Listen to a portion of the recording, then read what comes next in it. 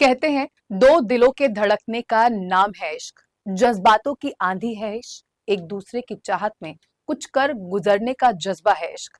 जब किसी को इश्क हो जाता है तो आशिक इसके बदले में कुछ भी पाने की इच्छा नहीं रखते सिवाय इश्क के, क्योंकि मोहब्बत ऐसे भावनात्मक जुड़ाव का नाम है जो दो दिलों के बीच पैदा होता है। लेकिन जब वही मोहब्बत फरेब में बदल जाए, जब इश्क धोखे में तब्दील हो जाए, तो वही मोहब्बत टुकड़ों में मिलती है।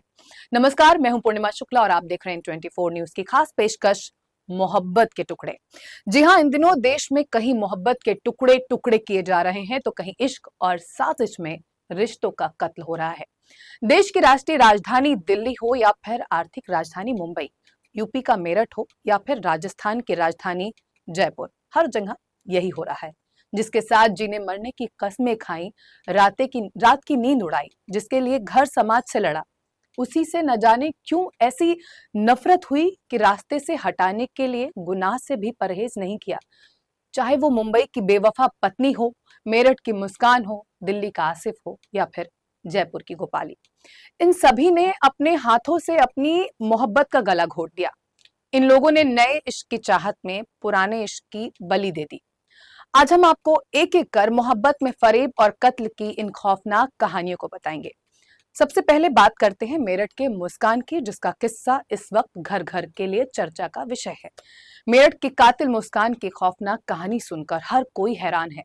जिस तरीके से मुस्कान ने साजिश रची, वो हर किसी को सन्न कर रही है। उसके माता पिता भी इस कदर खफा हैं कि वो भी बेटी के लिए फांसी की मांग कर रहे हैं।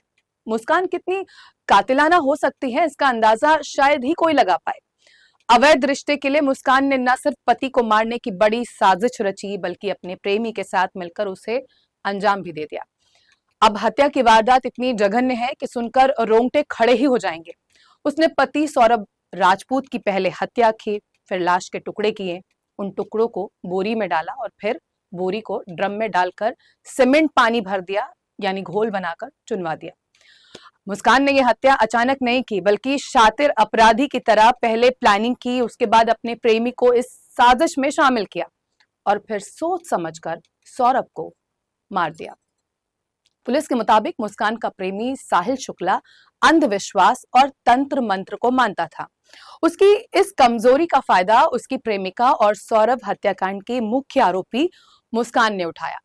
मुस्कान ने साहिल की मृत मां के नाम पर स्नैपचैट का एक अकाउंट खोला, जिसके जरिए साहिल से मृत मां बनकर वो चैट करती रही। उसको मां के अकाउंट पर वो बताती थी कि मुस्कान अच्छी लड़की है, मुस्कान उसे पसंद है। अंधविश्वासी साहिल को लगता था कि उसकी मां उससे बात करती है। अब पुलिस का कहना यह है कि इसी फर्जी चैट से वो मुस्कान के पति सौरभ राजपूत की हत्या में शामिल हो गया। वहीं वारदात को अंजाम देने के बाद मुस्कान अपने माता पिता को भी लगातार गुमराह करती रही, साहिल को लेकर झूठ बोलती रही। अब जिस तरह से उसने सौरभ को मारा, उससे माता पिता सदमे में हैं। मुस्कान का चेहरा तक देखना नहीं चाहते वो अपनी बेटी के लिए फांसी की सजा मांग रहे हैं और दामाद के लिए इंसाफ चाहते हैं। आपको बता दें कि सौरभ राजपूत की 9 साल पहले मुस्कान से शादी हुई थी। दरअसल साल 2016 में सौरभ और मुस्कान की उस वक्त मुलाकात हुई। मुलाकात दोस्ती में बदल गई और फिर दोस्ती प्यार में। सौरभ ने मुस्कान को बताया कि वो मर्चेंट नेवी में काम करता है, लंदन में पोस्टेड है। मुस्कान शादी के लिए फौरन तैयार हो गई, लेकिन सौरभ के घर वाले मुस्कान से उसकी शादी के लिए कतई तैयार नहीं थे। लिहाजा सौरभ ने घर वालों की मर्जी के खिलाफ जाकर मुस्कान से शादी कर ली। शादी के बाद वो 6 महीने के लिए लंदन चला गया। वहीं कुछ दिनों बाद ये पता चलता है कि वहां वो किसी बेकरी में काम करता है और उसकी माली हालत भी अच्छी नहीं है। इधर सौरभ और मुस्कान को एक बेटी हुई। मुस्कान अकेली अपनी बेटी के साथ किराए के मकान में रहती थी। इस दौरान उसकी मुलाकात साहिल शुक्ला से हुई, जो स्कूल के दिनों से उसको जानता था। अब देखते ही देखते दोनों बेहद करीब आ गए। साहिल अक्सर मुस्कान के घर पर आने जाने लगा। दोनों घर में शराब और ड्रग्स का नशा करने लगे। साल 2021 का वो वक्त है जब सौरभ लंदन से मेरठ आया तो उसने अपनी पत्नी के नए रिश्ते की सच्चाई की जानकारी उसको हासिल हो गई, जिसके बाद वो मुस्कान से तलाक चाहता था। इसी बीच साल 2023 में वो दोबारा लंदन चला गया, लेकिन 2025 में वापस मेरठ आने के बाद सौरभ साजिश का शिकार हो गया। कातिल मुस्कान की कहानी जितनी खौफनाक है, उतनी हैरान करने वाली है। खैर, हम अपनी अगली कहानी की ओर बढ़ेंगे क्योंकि कहानियां बहुत सी हैं जो दिल को झकझोर देती हैं। जो अब सामने आई है वो अगली कहानी है जयपुर की, जहां एक पत्नी ने अपने पति को मौन की नींद सुला दिया। जयपुर में भी मेरठ जैसे हत्याकांड से सनसनी फैल गई है। यहाँ भी एक महिला ने अपने प्रेमी के साथ मिलकर पति की हत्या कर दी। जयपुर पुलिस के मुताबिक 16 मार्च को मुहाना क्षेत्र की रिंग रोड नेवटा पुलिया के पास एक अधजला शव मिला था। उसकी पहचान बन्ना लाल सैनी के तौर पर हुई। पुलिस जब मृत के घर पहुंची तो पूछताछ में पुलिस को उसकी पत्नी गोपाली देवी पर संदेह हुआ। वहीं पुलिस ने जब सख्ती से पूछताछ की तो पूरे मामले का पर्दाफाश हो गया।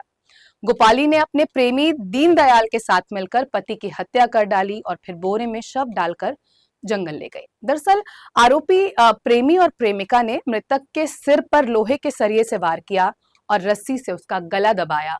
फिर उसकी बॉडी को प्लास्टिक के कट्टे में डालकर जंगल में ले गए।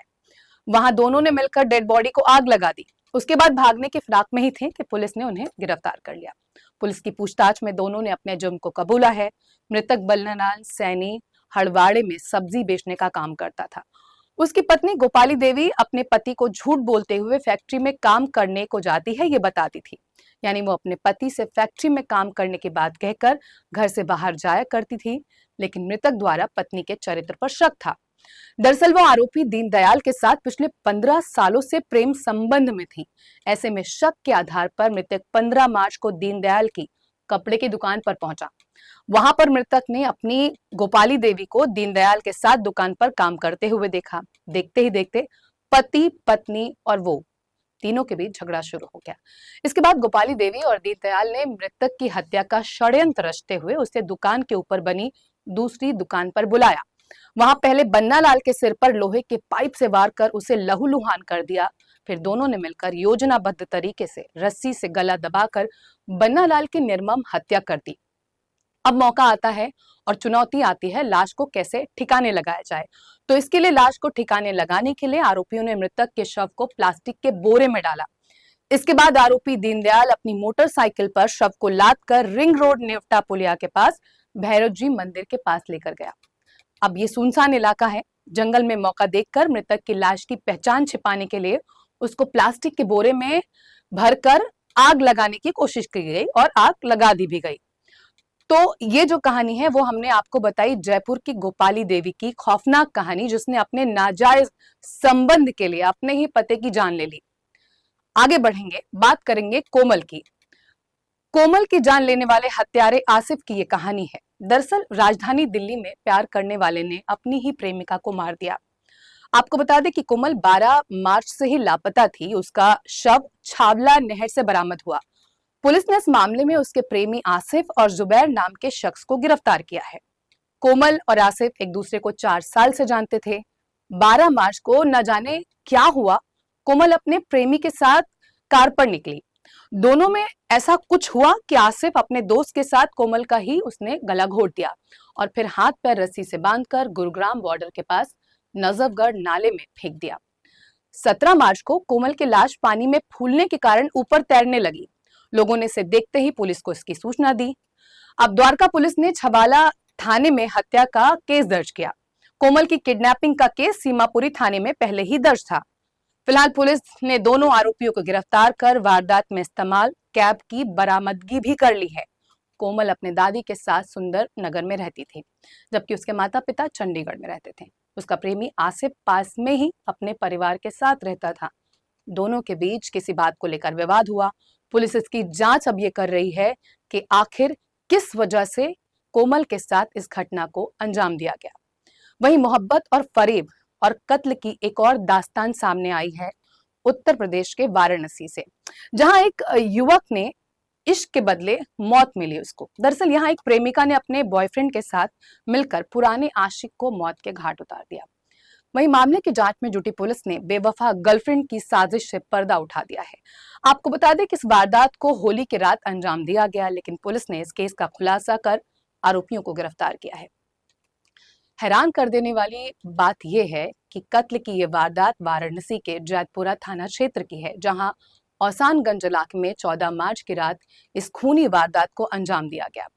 दरअसल शहर के जैतपुरा थाना क्षेत्र के औसानगंज इलाके में डीएवी पीजी कॉलेज के पास रात लगभग 11 बजे के आसपास का वक्त है जब दिलजीत उर्फ रंगोली नाम के युवक की सरेआम गोली मारकर हत्या कर दी गई।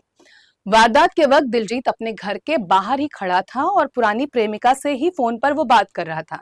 ठीक उसी वक्त अचानक एक बाइक सवार हेलमेट लगाए दिलजीत के पास पहुंचता है।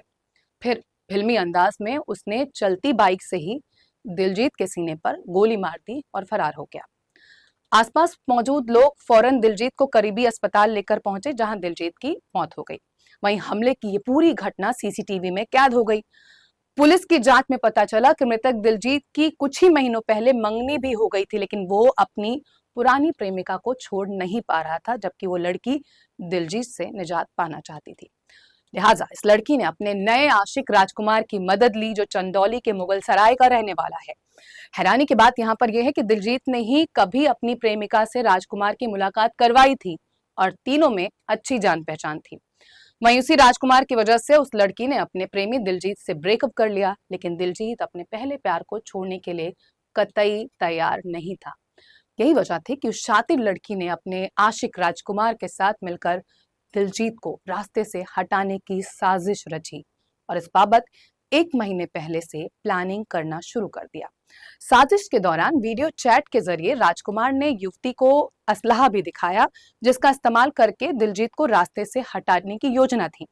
फिर होली की रात और दिलजीत को उसी के घर के बाहर राजकुमार ने गोली मारकर हमेशा के लिए मौत की नींद सुला दिया। इसके बाद वो मौके से फरार हो गया। जब पुलिस ने जांच पड़ताल शुरू की तो पूरी कहानी का खुलासा हो गया। इसके बाद पुलिस ने सबूतों के आधार पर पूरी हत्या की प्लानिंग में शामिल युवती और उसके आशिक राजकुमार को गिरफ्तार कर लिया है। कानूनी कार्रवाई के बाद दोनों को जेल भी भेज दिया गया है। बहरहाल मोहब्बत के बदले मिली मौत की इस खौफनाक कहानी ने हर किसी को सकते में डाल दिया है।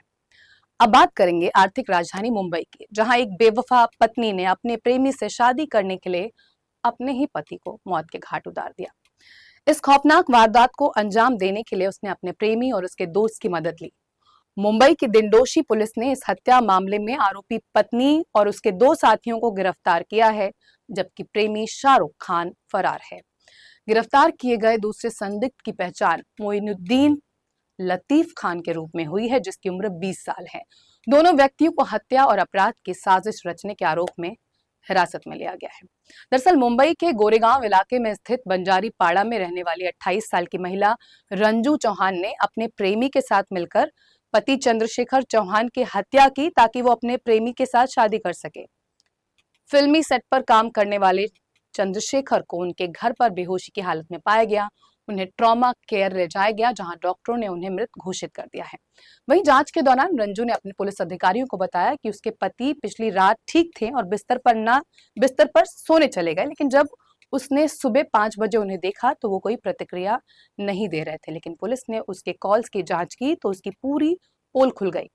दरअसल आरोपी महिला ने शुरू में पुलिस को बताया कि रात करीब 1:30 बजे सोने चली गई थी, लेकिन उसके फोन रिकॉर्ड से पता चला कि उसने उसके बाद किसी को फोन किया था। दूसरे नंबर की कॉल डिटेल्स की जांच करने पर यह मालूम चला कि उस नंबर से 2 और लोगों को लगातार कॉल किया गया। अब इस सबूत के आधार पर महिला को हिरासत में लिया गया और उससे लगातार पूछताछ की गई। इस दौरान उसने अपने प्रेमी और उसके 2 दोस्तों की मदद से चंद्रशेखर की हत्या करवाने की बात स्वीकार कर ली। तीनों लोगों ने सोते समय चंद्रशेखर का गला घोट दिया। महिला इस दौरान वहां मौजूद थी। उसने हत्या की तैयारी भी कर ली थी और बैकअप प्लान के तौर पर लाठी और अन्य सामान का इंतजाम भी वहां मौजूद था। गिरफ्तार तीनों आरोपियों में 28 साल की रंजू चंद्रशेखर चौहान, 20 साल का मोइनुद्दीन लतीफ खान और शिवदास शामिल है, जबकि शाहरुख की तलाश जारी है। कुल मिलाकर ये कहानियां आपको बताती हैं कि जब रिश्ते बदलते हैं तो भूचाल आ जाता है। जब प्रेमी या प्रेमिका या फिर पति पत्नी के बीच कोई तीसरा आ जाता है तो इश्क में फरेब और धोखे की साजिश शुरू होती है और शायद इसका अंजाम वही होता है जो सौरभ, कोमल और दलजीत का हुआ। बहरहाल देश के अलग अलग कोने से कई रिश्तों के जमीन पर फरेब की ये कहानियां लोगों को झकझोर रही हैं। शायद ऐसे ही फरेबी रिश्तों को लेकर एक जमाने में किसी शायर ने लिखा था, छोटे बड़े और गहरे हल्के आंगन आंगन पलते हैं, जैसी जरूरत होती है वैसे रंग बदलते हैं। फिलहाल इस पेशकश में इतना ही। बाकी की ताजा तरीन खबरों को देखने के लिए आप बने रहिए N24 न्यूज के साथ। मुझे दीजिए इजाजत। नमस्कार।